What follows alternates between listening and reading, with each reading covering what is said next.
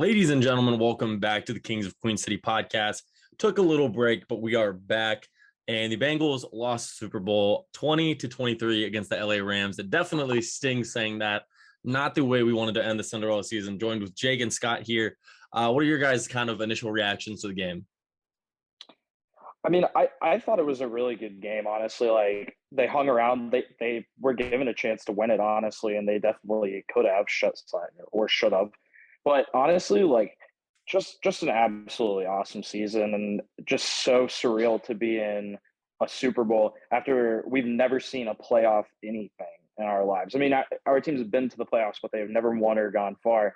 And it was just an awesome experience. And I think, the fans had a great time, and you saw how great of a city this is when the teams are playing well.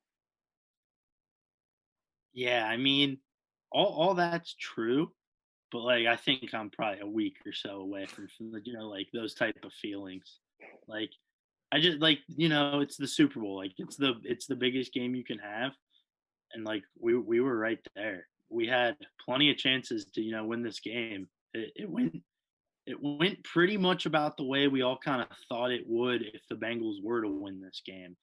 So I mean, it's raw. Like it's new, it's tough, but I mean, yeah, like it was a great season, but it could have the ending isn't so sweet. Definitely. I think if you had told anybody at the beginning of the year that they were going to lose in the Super Bowl, I think everybody would have laughed at you. So I think for where you are, I think it is great to see what they've been able to accomplish in such a quick turnaround. I think the Bengals are going to be a team that people look at going forward as not a model, but a thing of like hope, where the Bengals pick top five, they have number one pick top five next year, and then we're in the Super Bowl. Like that doesn't happen. So I think a lot of teams, like if you're a Detroit or if you're a Jacksonville, you're going to look and be like, oh, the Bengals did this. And I don't know how repeatable this sort of rebuild and this quickly is. That being said, I do think that it was an incredible season. I think the worst part is that you're leading in the fourth quarter. And I think that's what kind of stings the most and what hurts is that you had the lead, you were able to be on defense, could have gotten a stop, and then you get the ball where you feel pretty confident and Joe Burrow driving down the field to get you a score. Yeah, and I think the biggest thing that hurts the most is seeing a lot of the what if plays on that final drive. And you could make a case on every single play that if they would have done the opposite or thrown it to another guy, that you have a different, something different happens. But, that's just how the game is. I mean, you could say that for every single play, but it still hurts nonetheless. I mean, especially when you see Jalen Ramsey falling down, and if you have just an extra second, what does that look like? Is that just like the defining moment of this franchise? Those are the kind of questions I've been asking myself, but you can't look at it like that. And what we thought was going to be an issue ended up being the reason they lost. So it sucks. It's going to hurt for a while, like Scott said, but I don't know when you turn the page. I've started looking forward to the next season, but it's still going to be in the back of my head for a while. Yeah, I mean, there's probably like 100 different things we could talk about and look at and be like, man, it just felt like the whole game really felt like the Bengals just needed like one more play. They needed to do one more thing, and that's how it came down to at the end. And I mean, people can say whatever they want. I've seen, some slander on referees. I think refs are just bad in football. Like that's a constant. But I mean, it's tough. There's so many things you can look at. Like why is Samaje Perine on the field on a third and like on your last drive to try to win a Super Bowl? You'd rather ride with him on a third down than Mixon. I mean, there's so many things you can look at that are just tough, that are going to be overly scrutinized for a long, long time because of the game they happened in. 100%. I mean, we'll definitely get to some ref slander later, but I don't think it's something we should lead off talk too early because the Bengals had every opportunity to win the game, and I think definitely refereeing was awful. I'd say one of the worst I've seen in a Super Bowl, but not the reason they lost. I'll put that out there 100%. But kind of sticking out, let's stick with the negatives first because I feel like that's going to be harder to get through. So let's talk about the negatives first. I mean, probably the most obvious one is the offensive line. I mean, they couldn't get through a 3-step drop. I mean, I think it was something crazy where the Rams had pressure on like 45% of their snaps on defense, which is absolutely insane, especially in the Super Bowl. I think it was the highest pressure to quarterbacks ever been in the Super Bowl. I mean, and Aaron Donald's an absolute game record. He's probably the second best defensive player in football ever. So, I mean, he's incredible. Von Miller's obviously awesome. I mean, their secondary, I don't think played much of a factor in my opinion. It was all their front. But when you can't block a 3-step drop, you have virtually no shot, and they almost did it. Yeah, and going off of what you said, when you can't block a 3-step drop and you're still trying to throw these concepts deep down the field, makes absolutely no sense to me. The Rams were one of the worst teams in short passes and screens and stuff like that, and they just didn't do it. I mean, Mixon never really got a chance to get it going. I thought, TB was going to have a good chance. Their linebackers aren't good in coverage, and you just never really saw it. And I know CJ Uzama was hurt too, but if he's going to be a non-factor, is it a waste of time having him on the field? I mean, those were the kinds of questions I was asking myself. And honestly, it just didn't make a lot of sense to me. But it also hurts too that Burrow had one of the worst games of the season. I mean, he's been tremendous all year. And sure, you can, look at, what ifs and stuff, but at the end of the day, the offense just didn't really play that great. And it was all around too. Yeah, I mean, that was one of the things I thought I would say, and people would kind of be up in arms. But like, yeah, this is probably one of probably a bottom 5 game for Joe Burrow this season. Like, it was, and it's just like it's not that he was bad. It's just that he wasn't like making these plays we're so accustomed to him making. Like, he was missing it. Like, he missed a couple throws like for accuracy. Like, we don't think about that with Joe Burrow. Like, he's pretty much always been money, put the ball exactly where they want it. And he skipped one. He missed a couple shots, overthrew the wheel route by Chris Evans. So that was tough. And then, yeah, the O-line, I thought, and the entire first half, I thought they were like, I was very, very happy with the O-line. So it was weird to kind of, it wasn't like the O-line wrecked the game from beginning to end. The O-line did a good job in the first half, and the offense just couldn't capitalize or couldn't get a play or whatever. And then it kind of flipped in the second half where it just became all about the O-line.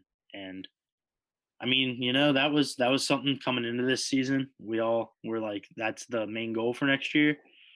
And it reared its ugly head, in the worst case possible. But I mean, we knew coming in that was going to be the problem. So, I mean, it happened. Like, it was the problem that we all thought it was. Yeah, I definitely think Joe Burrow had one of his worst games, and it's weird talking about a quarterback having not a terrible game, but a bad game, especially when they don't have any turnovers. But it was definitely an accuracy. I don't think he was comfortable in the pocket at all in the game. There were definitely concepts where after his first read wasn't there, he kind of panicked. And I mean, with that defensive line and what you saw in the game, he kind of had to. I mean, there's a lot of plays where they would run like an underneath and a slant on the same side. And then if one wasn't there, you would kind of look across to the field. I know there was CJ Uzama play where he's wide open, but he forces a throw to Jamar, but he just literally doesn't have time to get to the second read. So yeah, I definitely think Joe played not a great game. He had some great moments. I mean, the throw to T. Higgins, regardless of the penalty, was a great throw. The throw to Jamar Chase, where he has that great catch on Jalen Ramsey, was a great one. But yeah, just the offensive line was kind of shocking. I mean, run blocking, they didn't do terrible. I thought the run game was pretty strong, especially when Mixon was in. I liked what they were doing there. But yeah, I think there was a lot of matchups where I would have loved to take advantage of. It's just the fact that our biggest disadvantage was their greatest advantage, and that's kind of what came to bite us. Yeah, and I'm gonna play a little bit of a positive side here. Even through the game, I was talking to some people about, look at this young core. I mean, Jamar Chase is a rookie, whether you want to admit it or not. And also, people aren't talking about it. He got like 4 or 5 more. He got how many? 4 more games of, development on the biggest stage. I mean, how big is that for a rookie? That was already absolutely great. T. Higgins had a great game too. As I was watching the game, I couldn't think about, this offense is going to be loaded for the next 5, 6, 7 years. I mean, it's just something to think about, and if they figure out that offensive line, it really should be over. And of course, it is easy to say what if, but I just wanted to kind of be a little positive there. Those receivers had a great game. When I say those receivers, I mean Jamar and T, given the circumstances. Yeah, I mean, we are a really young team. Like the core's here and locked in for the foreseeable future. Like probably re-sign Jesse Bates. If not, they'll tag him. Like he'll be on the team next year. So like the next 2 years, it's pretty much gonna look really similar to it did this year. Like a lot of the main pieces you look at are gonna be the same names. So yeah, like it's exciting, but there, like it's just it's the Super Bowl, man. Like it's just so tough to look past that to the future because like it's raw. Like it just hurts. It just happened. It was the first time we've ever seen the Bengals in the Super Bowl. So like this one just hurt even more. Like it was just tough, man. And there's so many things that just randomly like you think about, like just weird ones. Like this, imagine if Riley Reef didn't go down. Like we haven't seen him in forever, but like the O-line was pretty competent with him. Like it was like there's things you just like we've seen flashes of, if we can get blocking, like we think we'll be a good offense. Like we've seen the flashes because there have been times where the O-line hasn't been a problem. It's been almost, not super noticeable, which is the goal. So it's exciting. I think we're in a great spot for the future. I think it'll be a fun off season, but like I just can't get there yet. This one put a number on me. It's understandable. I think it's not easy to make a Super Bowl, especially if you were in the AFC. It's tough. I mean, it's by far the better conference. It's not really close. I mean, I would probably say that 6 of the top 10 quarterbacks are all in the AFC, and I don't really think that's super hot debate. And you've got Allen, Mahomes, Herbert, you've got Burrow. I mean, you've got Lamar Jackson. I mean, that's just the 5 off top of my head. I mean, it's going to be very competitive. It's going to be tough. I mean, this looks like a team that you probably should be in the running for the AFC North for the next 10 years. I mean, especially with the Steelers on the decline, not really trusting the Browns and what they have going on, but it's hard to make a Super Bowl. It's really hard. You have to do a lot to get there. I mean, no matter what anybody wants to say to get to the Super Bowl and to win a Super Bowl, it takes luck. I mean, at the end of the day, you can only do so much and you need things to fall in your court. And the Bengals had that all year. And I think that's what everybody was waiting on in the last second was for it to happen one more time for them. Yeah. And they did get a lot of luck. And one of the biggest things is they stayed healthy for pretty much the entire year, which is just absolutely unheard of. But again, like I'm not trying to I'm just trying to be a little positive here. They add a little more depth, stuff like that. And I'm not going to be that guy that says like it was never about this year, but we can't sit here and it's easy to be disappointed. But we were going to be we need to pull it back up. We were going to be happy with 9 wins. 9-8 was my prediction. Yeah, like we were going to be cool with 9 wins, and we went to a Super Bowl. It doesn't change the fact that we're disappointed with what happened. But I mean, I've seen people like call this season like almost a disappointment because they didn't win a Super Bowl.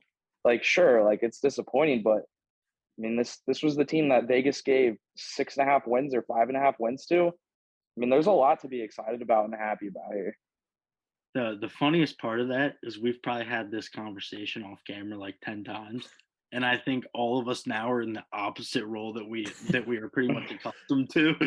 Like, that's just, it's funny. I'm the super negative one. Jake's positive. Like, Jake being the positive one is my favorite thing about this podcast episode by far. Yeah, like it just feels off. Who would have thought, honestly? I mean, yeah, but I mean, thought that like this time last year, I was calling for everybody's head, and now I'm like, oh, guys, don't worry. After this Super Bowl loss, we'll see you next year. Like, yeah, and I mean, what you're saying is completely right, though. It was never this year, and I mean, this shouldn't be your best shot. Let's just say that it should not be your best shot.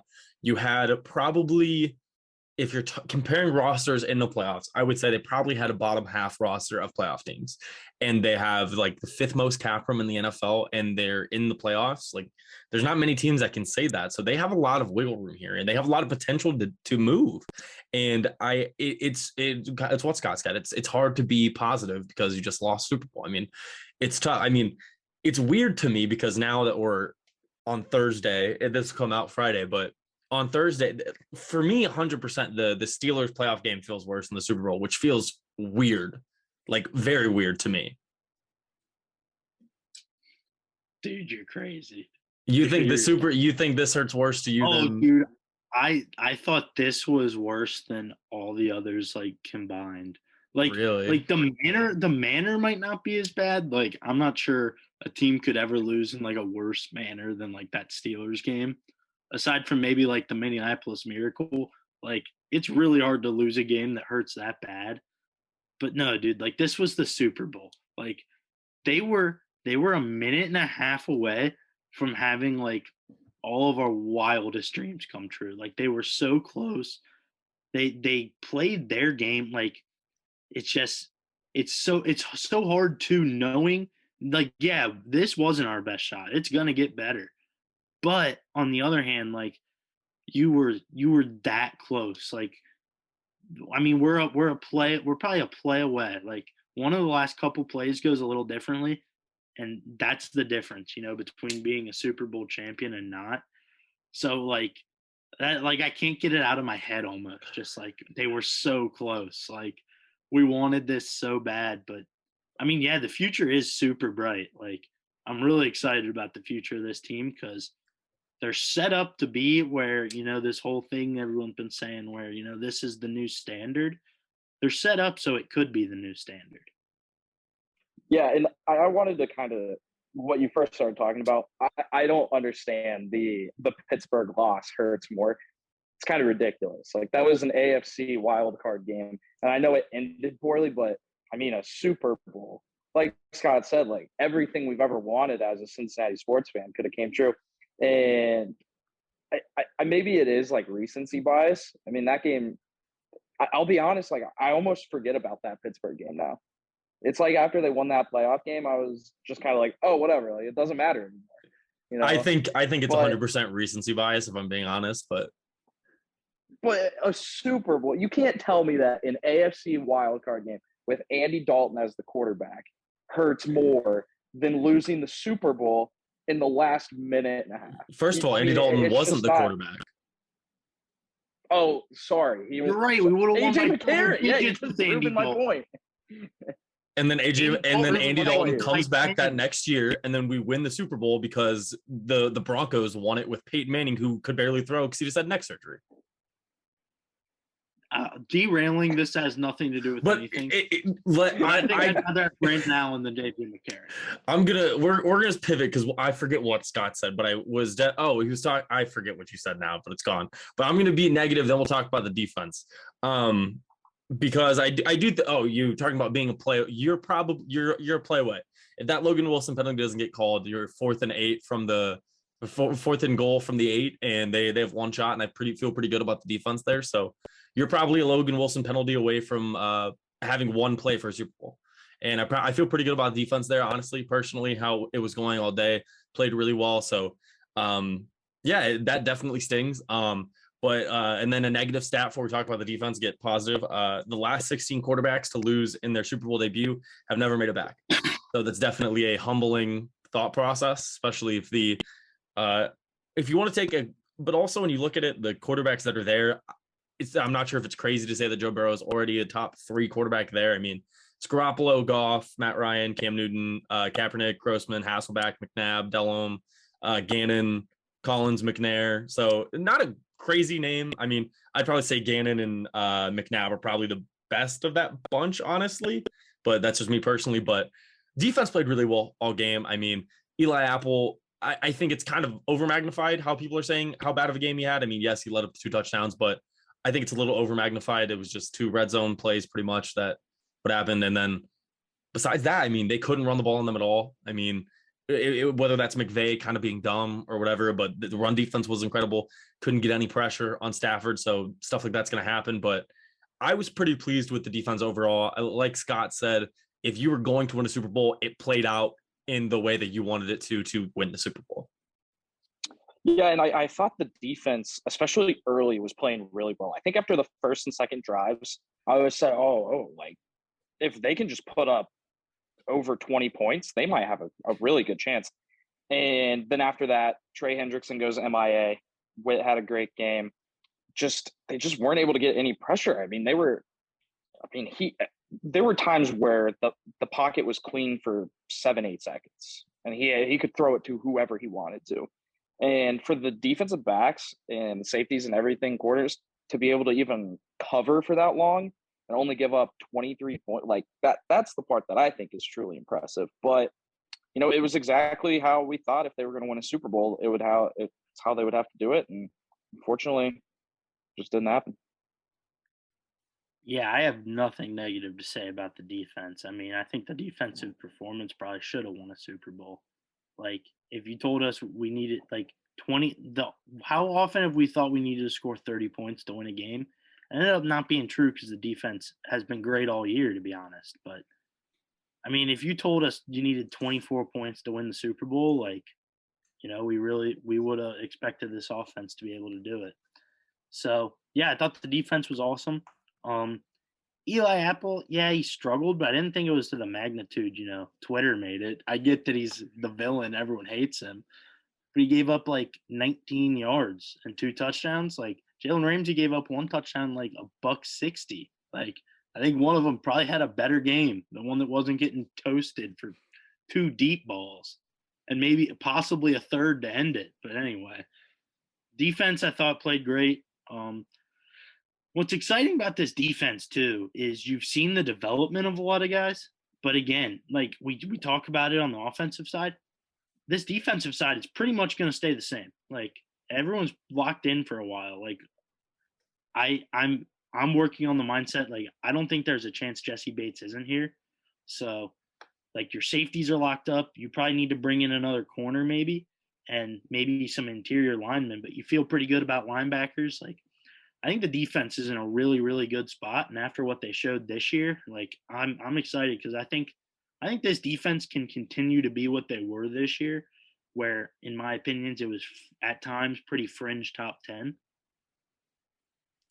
Yeah, I'm just looking back at the defense, and man, if you were to say the Bengals won the turnover battle in this game, I honestly feel like you win. Just if you told me that 2-0, Bengals don't have any turnovers at all, and I mean, to have a 5-play drive where you punt immediately after the first interception, that was Jesse Bates, partially because Vernon Hargreaves runs on the field, gets a penalty, obviously inexcusable, but to punt on that and then to only get a field goal out of the other one where Cheeto makes a good play, I mean, almost inexcusable. Red zone offense have been atrocious in the playoffs. I mean, just terrible. I mean, it was something they kind of showed with all season. The red zone offense was not good. But yeah, to win the turnover battle and to get 3 points out of it is pretty bad.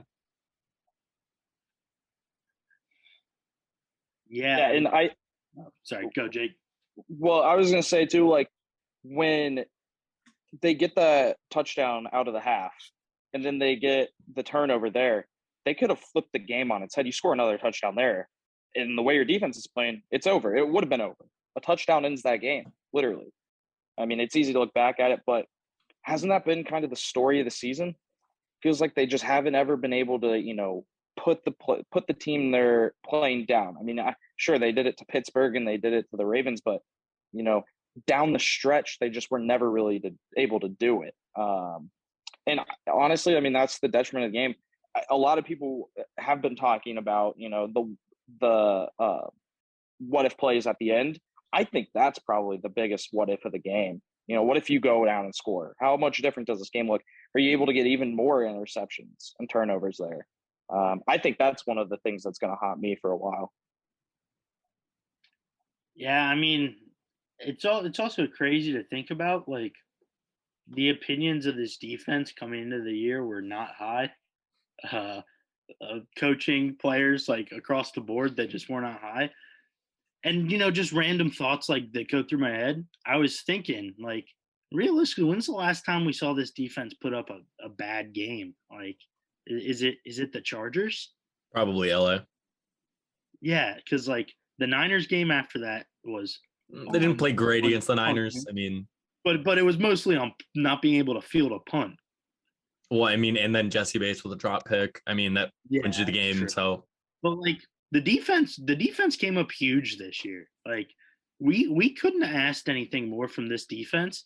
And I mean, even in on the biggest stage, they needed to bow up and get stops, and they did it every time until the last drive, and they needed to bow up and get a stop, and they didn't do it. There might have been some help, but they weren't able to get the job done. But the offense could have scored. They would have scored at the end. It would have been great. But like the offense had what 4 chances to extend the lead in the second half and couldn't do it. Like you're kind of leaving your defense hanging out to dry. Yeah, and I just think that at the end of the day, I don't think Zach Taylor had a monstrosity of game that a lot of people are saying.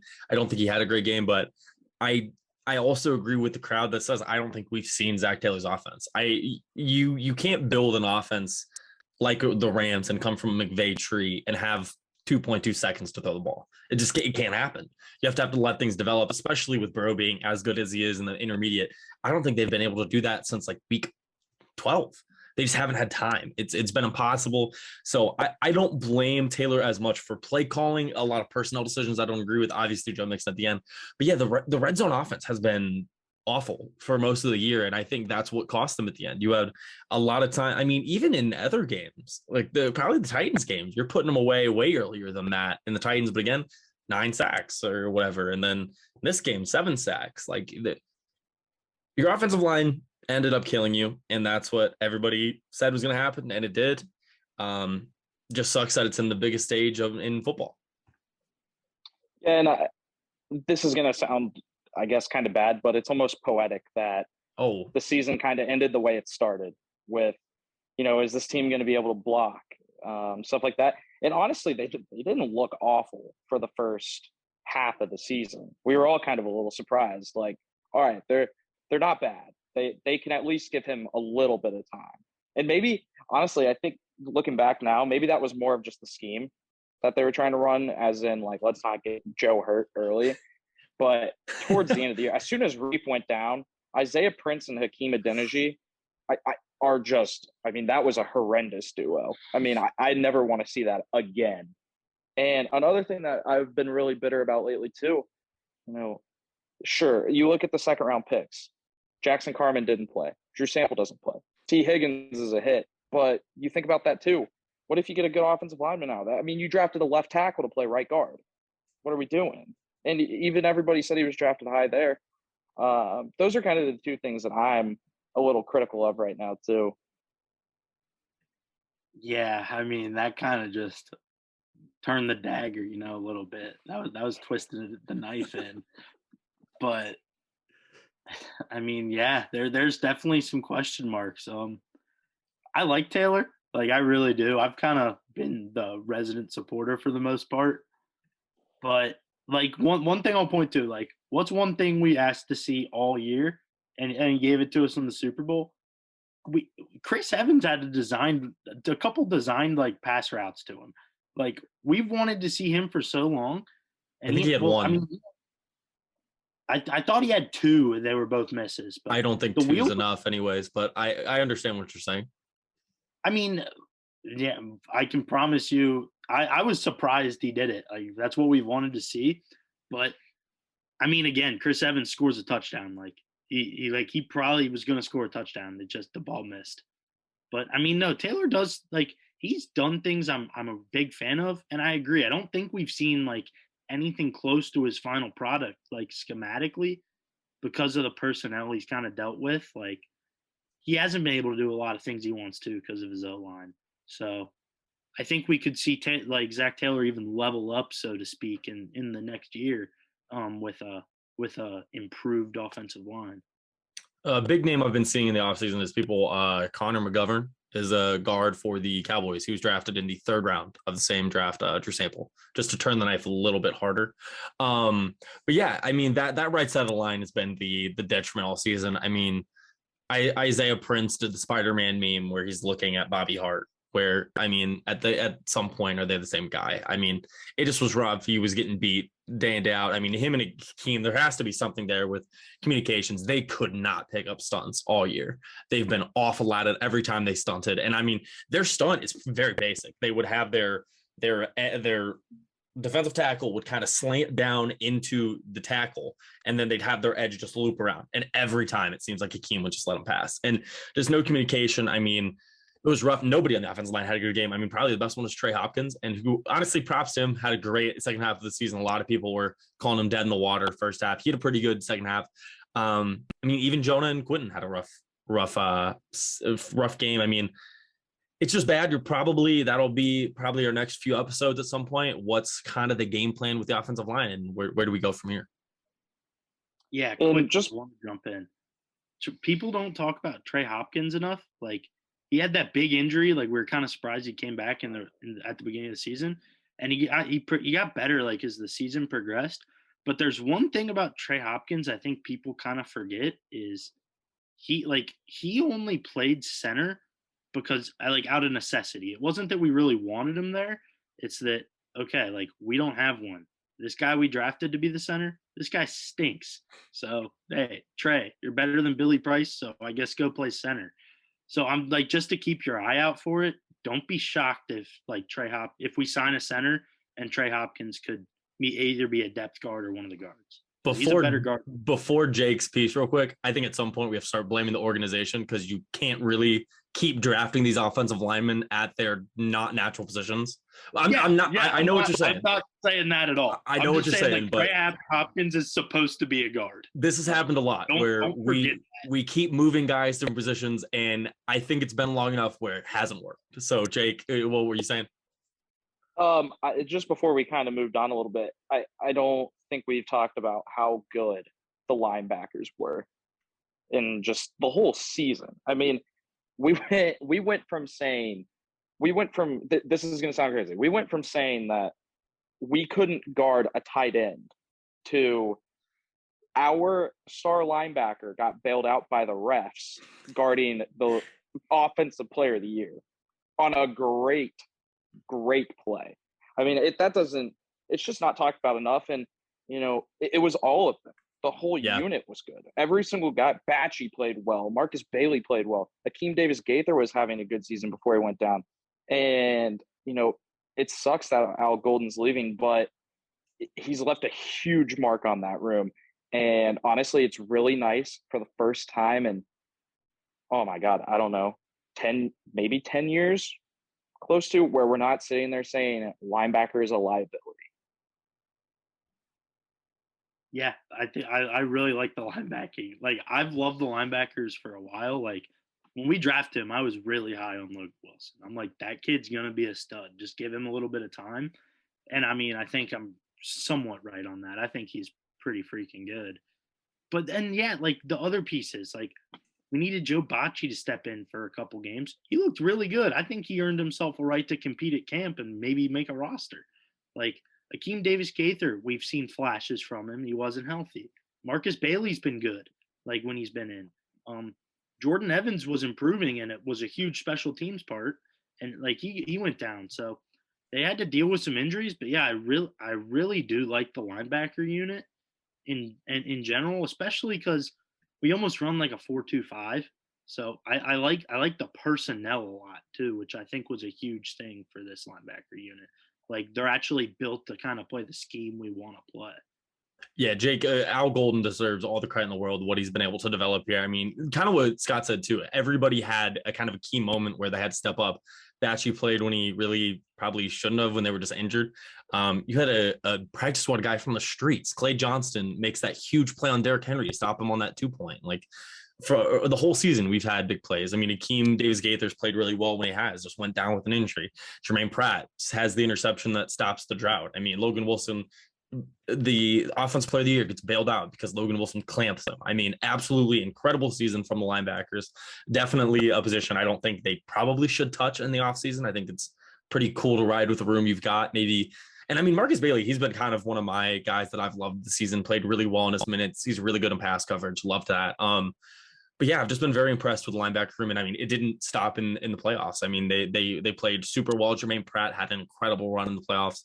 So yeah, I definitely agree with the linebacker part. Yeah, just kind of my last thing I want to talk about before we get into everything else is just I think Jesse Bates just blank check. I mean, should have given to him before the year, in my opinion. But I mean, a rough regular season, but in the postseason, I would argue he's probably the best player on the team. I mean, he was lights out. He made a big play in every playoff game. I mean, in the Raiders game, he was everywhere. In the Titans game, he has that huge pick right off the rip. In the Chargers game, in the Chiefs game, he has the play that where he tips it, literally sends us to the Super Bowl pretty much. And then in the Super Bowl, he has a huge interception, great play. I mean, he played out of his mind and deserves a blank check. I agree. To a point, I mean, he played really well in the playoffs. And, James Rapine was talking about it too. He wasn't great during the regular season, though. And it would have been a lot easier to say blank check if he played that, the whole year. But he's going to play for the Bengals next year, regardless, whether it's under the tag or if he's getting extended. Obviously, probably prefer an extension. That way you don't have to play next season like you did this year. But he's he's probably the most important player on defense, honestly. You could make a case that it's Trey Hendrickson, but those are kind of like 1A, 1B. But I agree. I think they got to get a deal done. I would prefer him not to be playing on the tag, though. But regardless, he's going to be playing for the Bengals next year. Yeah, I think you got to get a deal done. I think we're going to get a deal done because I'm still just thinking strictly about the Super Bowl. He did have that huge, he had a huge interception. He also had a brutal missed tackle on a third down on Cooper Kupp. It would have held him to a field goal in the first. It was like the second drive of the game. Like he's missed a couple tackles, and I don't really know why because I think he's a good tackler. But yeah, all in all, like Jesse Bates wasn't great this year. Like just look at the regular season, he wasn't the Jesse Bates we saw last year and the year before. But yeah, like Jesse Bates should be re-signed. He should probably be getting pretty close to, if not, he should be around the 4 to 5 range of top paid safeties, in my opinion. I'm not sure I'd make him the highest paid safety. I think we would. And we have the room to do it. But I don't know. That's also a conversation for a different day. Jesse Bates balled out in the playoffs. He played well. You can nitpick everyone, but he was huge for us, like he's been in the past. Yeah. So now let's get into the referee show that happened. Pretty much, I think everybody's seen the picture at this point. There's a picture with like everything that went wrong, or that everything that was a questionable call. First one was Aaron Donald being lined up across the line of scrimmage. Second one was the T. Higgins face mask. I think third was a holding call that they didn't call on Von Bell, I believe. I'm not entirely sure. You have the Jalen Ramsey tug on T. Higgins on an in the red zone. And then you have the if I could speak, the Logan Wilson play, and I think that was it. Does anybody else have another one that I'm forgetting or something? I think those are the main ones people were arguing about. The Logan Wilson play, there was a second one from there. It was a snap infraction. The whole offensive line. Oh yeah, their whole offensive line jumped. Yeah. So by no means are the refs or the calls the reason the game was lost. I'm not saying that at all. But this is the Super Bowl that is probably the worst officiated Super Bowl I've seen in recent memory. It is inexcusable. You can't let that happen if you're the NFL. The only reason I make as big of a stink as I do about the Logan Wilson play is because you didn't call the T. Higgins play or the Jalen Ramsey play. Well, the Jalen Ramsey tug on T. Higgins or T. Higgins face mask on him is because that first play where T. Higgins gets kind of grabbed, you don't call it. So T. Higgins goes, I can play. So that's why you probably see him get a little aggressive on the deep ball outside of the half, gets that, goes for it. And then I just don't know how you can start blowing whistles in the last minute of the game. Like that's just mind boggling to me. Yeah, that was my biggest issue with it is they let them play for 58 minutes. And then for some reason, after the 2-minute warning in the second half, we're going to call everything. It's a huge issue. And it's unfortunate that, Logan Wilson makes a great play and it's blown as a holding. It's ridiculous. That's a game-changing play. But I'm going to play a little devil's advocate. Remember what we used to always say back in the day? Teams beat refereeing. Bad teams don't overcome refereeing. And I mean, it's kind of true. But I mean, but it is an issue. It was a problem, and you wonder what could have happened. But yeah, my biggest issue is not necessarily how bad it was, but that they decided at the end they wanted to start calling it. Yeah, I mean, I'll be honest, like it's the Super Bowl. I'm of the opinion you let them play. You call something if it's blatant and there's no other way it can be seen. But aside from that, I mean, this is the game that decides everything. Let the boys play. Don't be calling anything willy nilly. And they did it for 58 minutes. I thought it was I mean, there were missed calls, sure, but like I let them, like they were letting them play, and then they decided, they kind of made the game about them. But the other one to me is everyone points back to the T Higgins play. Yeah, that was a penalty. But like there's a difference to me between that's a play the ref just doesn't see it. So like he can't call it because he didn't see it. Where the Logan Wilson play is that's a ref staring down a play and deciding to call something ticky tack after the way the whole game's been like. I don't blame the refs. Like the Bengals had plenty of chances to do it, but I don't think the ref I don't think the refs did them any favors. I don't think the Rams score there on that fourth down if they don't call the penalty on Logan Wilson. Maybe they do. We'll see. Maybe crazy. They could have even kicked. They had 3 timeouts. It would have put them down 1 and made a kick for the win. I don't think you do it, but I mean, from the 8, I think it's a reasonable question because we weren't doing anything on offense. But that's not here nor there. I mean, I thought it could have been refereed better, but yeah, they sucked. That Logan Wilson wasn't a penalty, but there's so many other things too. Like I can't just say this was entirely on that ref. Oh yeah, 100%. You can't blame a ref. I mean, if you're a Bengals fan complaining to the refs, just don't do it. Like you be better. We had every chance to win that game, even with poor reffing, and they didn't. I mean, it's just what happens. But yeah, if you haven't seen it, JT O'Sullivan, QB School on YouTube put out a video, Bad Day at the Office, Ref School is what he called it. Great video, talks about all the pieces and stuff. But yeah, I think the T Higgins one, I like what you said. I completely agree. When a ref's in a bad position, I definitely understand it more than when a ref just throws a tic-tac penalty. That's just something you normally wouldn't call. Don't love that. Yeah, in the NFL, especially in the Super Bowl, I'm all for if there's no blood, don't call it. Like it's the Super Bowl, let them play. Like I don't care. I would have been more fine with. I would have rather Cooper Kupp had punched Logan Wilson in the face than scored and them not call it than for them to call it on Logan Wilson, especially after what they let T do. Because then you're just like, okay, they're just really going to let him play. But instead they just kind of call the inverse when you let something like that go. I mean, how do you call something like that when there was pretty much a skirmish trending towards a brawl on the sideline and there were no penalties? Like we had people throwing punches and grabbing face masks and that was cool. Then you call a ticky-tack one at the goal line. I'm sorry. It's also like nobody's talking about the false start too. That's blatant. Oh yeah, that doesn't that penalty doesn't matter. The Logan Wilson doesn't happen if you call it. Yeah, it was a snap infraction. Everybody but the center jumped. Yeah, but again, I don't know. It's frustrating. It's really annoying. But we should know better by now. We know they suck. Yeah, you can't leave it up to the refs to win you a game. I mean, I definitely agree with you. It's so frustrating seeing the NFL be a successful multi-billion-dollar company and they can't get full-time refs. It's absolutely asinine to me. Yeah, I've been vocal on refs. I don't even think like people say like Vegas and like stuff's rigged. Like you can believe that or whatever. I don't believe it.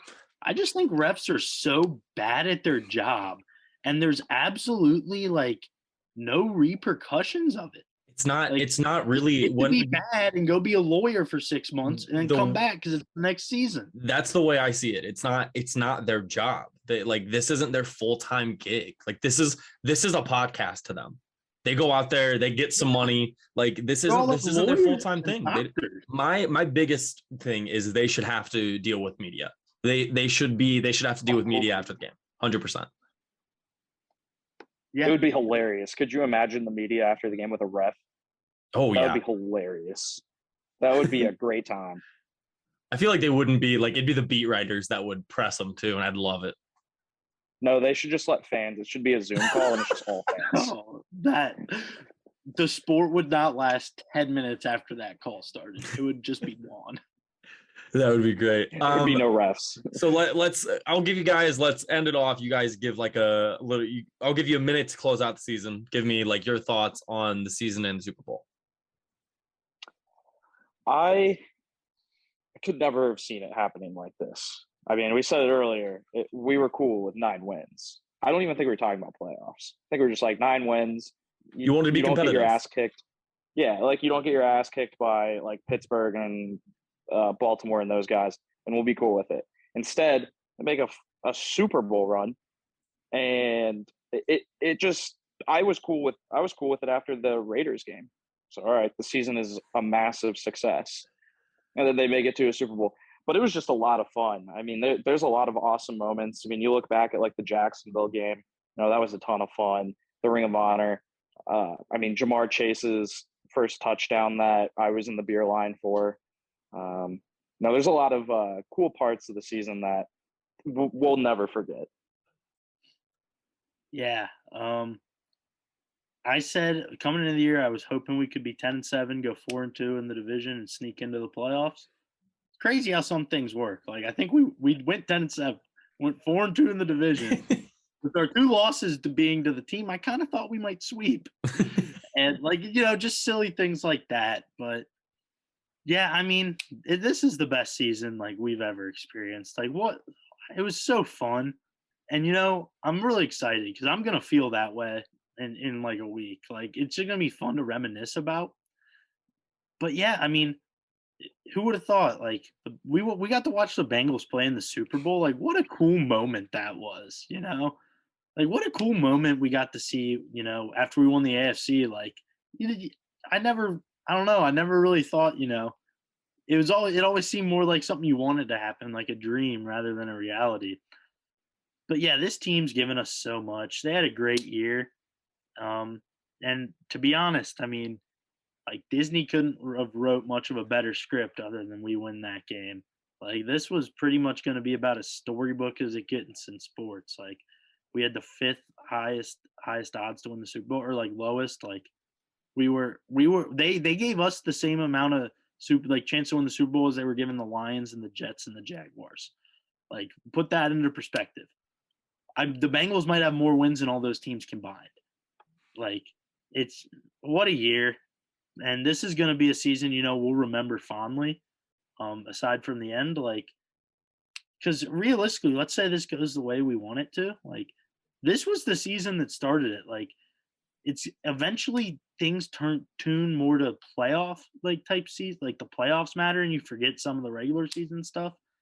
Like, how many games from the regular season do you vividly remember in some of those Andy years? Like, when it comes, you just kind of remember the big moments in playoff games. Like, I think for this Bengals team, this season is kind of going to be one of the best. Like, even though it didn't end the way we wanted it to, it was like you couldn't really beat this season. It was just so fun.